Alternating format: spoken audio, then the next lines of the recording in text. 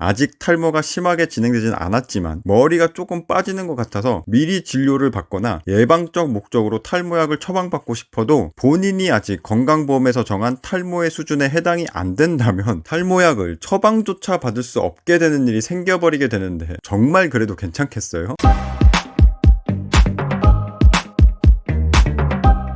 건마이, 안녕하세요 시청자 여러분을 부자로 만들어드리고 싶은 건마입니다. 최근 유력 대선 후보가 탈모를 건강보험에 적용시키겠다는 얘기를 해서 화제가 되고 있는데요. 진짜로 탈모가 건강보험에 적용이 된다면 어떤 일이 벌어질까요? 길게 끌 거 없이 바로 결론부터 얘기하자면 명확하게 탈모에 해당이 되는 사람들만 조금 꿀 빠는 거고 나머지 절대 다수의 국민들은 손해를 볼 수밖에 없는 상황이 되는 거예요. 건강보험에 없던 탈모가 추가된다? 그러면 당연히 건강보험을 병원에 지급해주는 국민건강보험공단의 지출이 추가로 늘어나게 되는 건데요. 국민건강보험공단에 돈은 누가 내나요? 어떤 돈 많은 사람이 국민들 건강을 생각해서 의로운 마음으로 대신해서 내주나요? 아니잖아요. 그냥 일반 국민들이 다 같이 내는 돈이고요. 그 돈을 모아서 국민건강보험공단이 대신해서 운영하는 거예요. 사람들이 내는 돈보다 쓰는 돈이 더 많으면 애초에 운영 자체가 불가능하기 때문에 탈모가 건강보험에 추가가 되면 당연히 다른 사람들이 지금보다 더 많은 돈을 내야 되는 거죠. 물론 상대적으로 젊은 나이에 탈모가 진행이 되면 연애를 시작하는 데 있어 심각한 타격을 받게 되고 가뜩이나 연애 자체도 어려운데 연애를 못하게 되면 결혼까지 못하게 되며 결혼을 못하면 출생률까지 줄어들게 되는 데다 탈모로 인한 극도의 스트레스와 자신감 하락으로 인해서 사회생활도 마음대로 못하게 되는 거고 경제활동의 의지까지 저하시키게 되는 등 국가 전체로 볼 때 막심한 피해를 줄 수 있는 어마어마하게 중요한 상황인 것은 맞지만